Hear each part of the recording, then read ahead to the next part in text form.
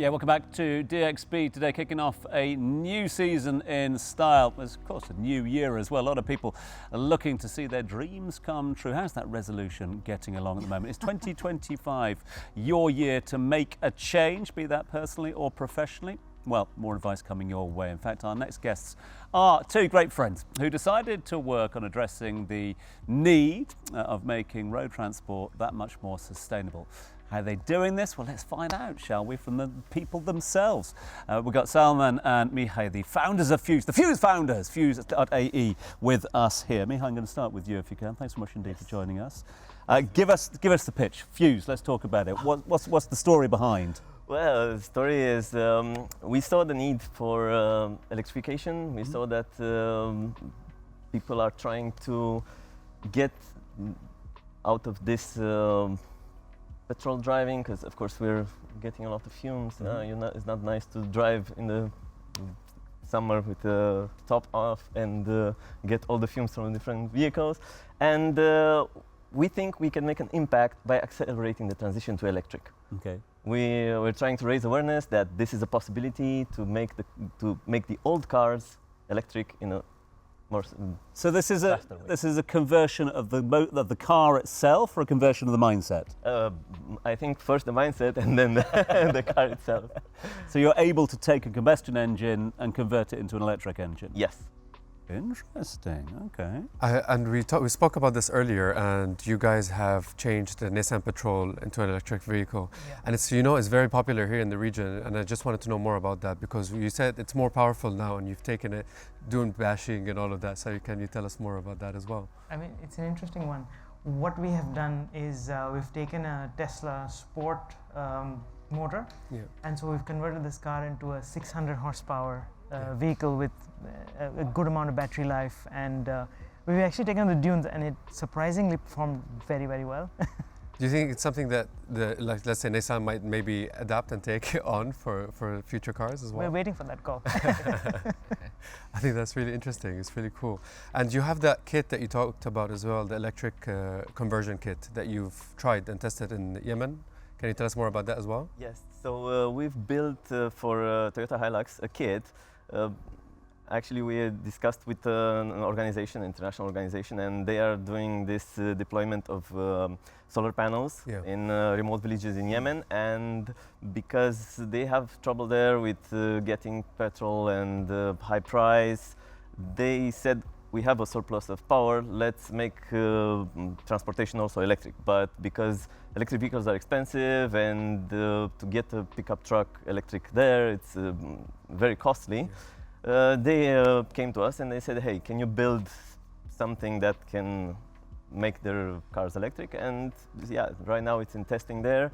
The people are very happy. We got some very positive reviews, because there are people that have not been able to visit their relatives for a long time because of the cost of the petrol. And right now, basic transportation for them is almost free. And we had very good reviews from them, and they are very happy. And we're now moving to the next phases where more cars will be converted. Ajit, your take? Yeah, that's so fascinating. I was more curious about, because I was talking to the guys before, and you shared that before you started this business, you both had jobs, and regular jobs. And one day you decided, hey, I want to do this really cool thing because you got an idea from somewhere. And then you took out a loan, from what I recall, and then started this business, which is crazy in today's time, considering both of you seem really intelligent people, so I'm assuming really great jobs. How did that happen? How did that work out? What was the thought there? I mean, at that time, I had seen a lot of people in California do these conversions EV, but they were doing it in cars that were familiar to them. So they were classic VW Beetles. And then what I saw was that maybe we could do this in a way that reflects the UAE culture and the mindset and the cars that the people here love. And so we took out the loan actually to do a conversion kit from the US, and then I ended up buying a petrol Beetle, and I took him for a drive.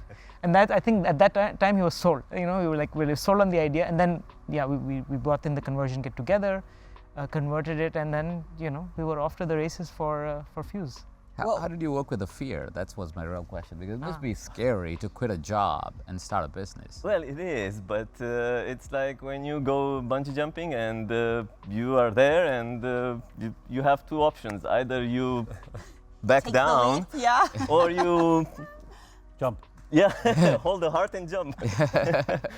Well, I will say I really struggled because I bought a car a few months ago and I wanted to get an electric vehicle, but then I thought I'm usually driving around 6, 7, 8 people.